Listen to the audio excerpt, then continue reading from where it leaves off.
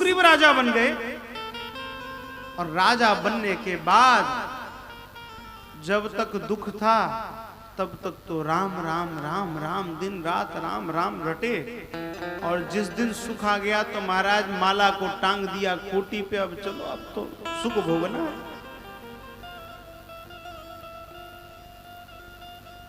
सुख भोगना है।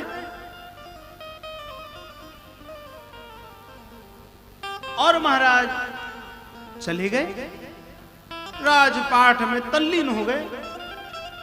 अब ये बात भूल गए कि मैंने भी राम जी को कुछ वचन दिया था। आज राम जी को थोड़ा दुख हुआ। राम जी को दुख हुआ तो राम जी ने लक्ष्मण जी को कहा कि जाओ और सुग्रीव को समझाओ। लक्ष्मण जी गए किष्किंधा और जाकर जब धनुष का टंकोर किया,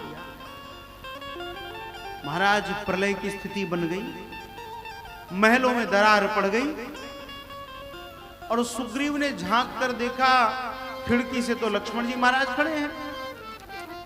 अब राम जी के कोप से तो एक बार बच भी जाए, लेकिन लखनलाल के कोप से कैसे बचे?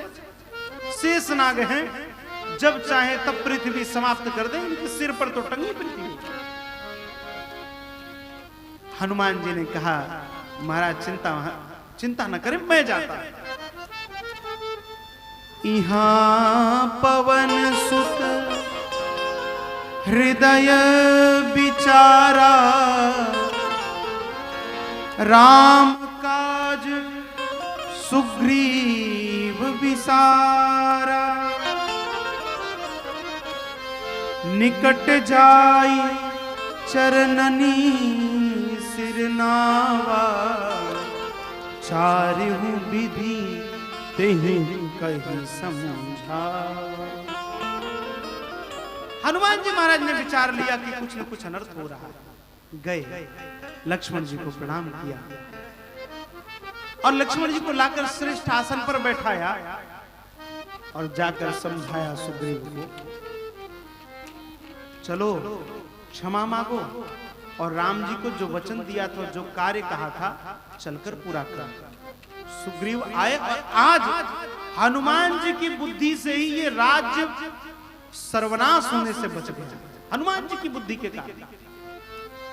नहीं तो ब्रजेश भैया बैठे हैं, हमारे विद्यासागर भैया बैठे हैं, सरकार दिन रात परिश्रम करती है, उपेक्षितों वंचितों तक हमारी सुविधाएं पहुंचे, और चौपट कौन करता है? बीच में बैठे सचिव लोग बनी बनाई योजनाओं का बंटाधार कर देते हैं। लेकिन आज हनुमान जी महाराज श्रेष्ठ सचिव की भूमिका में पूरे राज्य को बचा लिया। हनुमान जी महाराज ने